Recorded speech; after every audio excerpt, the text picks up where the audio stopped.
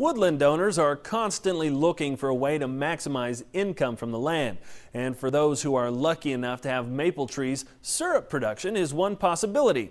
Right now, that sweet sap is flowing freely during a 6-week window between January and March. Jeff Franklin with the University of Kentucky introduces us to a couple tapping their trees for the first time. Sue and John Wilhoit are gathering sap from the maple trees they tapped on their Woodford County farm for the very first time. For their initial venture into sap collecting, the Wilhoits tapped about 40 maple trees that are at least 10 inches in diameter. The sap is dripping through this plastic tubing from the trees during the day when the temperature reaches about 40 degrees after a night of freezing temperatures, and is collected in these food-grade buckets. The sap is gathered and poured from the buckets into this large barrel on a tractor to be hauled away. John and Sue don't expect much from the first year of tapping their trees, but they say that's okay. You saw the hillside with the taps, and we kind of planned it out, so Sue will be driving the tractor through the woods here and collecting as she goes, so she doesn't have to carry the buckets too far, and then down at the bottom of the hill she'll come back out around. Right. So we'll be doing that daily during the, or Sue will be doing it daily during the sap collecting. John's day job is a University of Kentucky extension specialist in specialty crops and mechanization.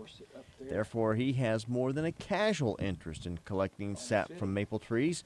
Both John and Sue together care about maintaining their woodlands. It's hard to make woods pay.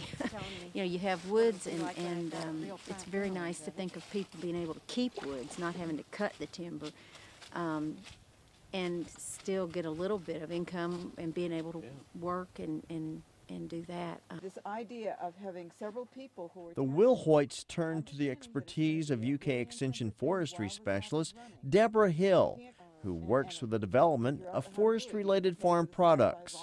Hill says she is seeing more people who have the same outlook as the Wilhoits. And I think it's also an attitude that I am seeing more and more with farmers or farmland and forest land owners, is they want to maximize the income they can get from their land. And if you have these kinds of trees, why not do this? Remember that this is one of sort of very few agricultural products that has like an eternal shelf life and is a very high value product. Deborah Hill says woodland owners have to be willing to put the time and energy into tapping the trees and collecting the sap in about a 6-week window, but that it can be well worth the effort in the end. From the University of Kentucky College of Agriculture, I'm Jeff Franklin reporting. Thanks, Jeff. Jeff says after collecting the sap, the family plans to take it to a neighbor's house who has a sorghum mill, and soon they'll have their very own maple syrup. More food in your family is coming on next.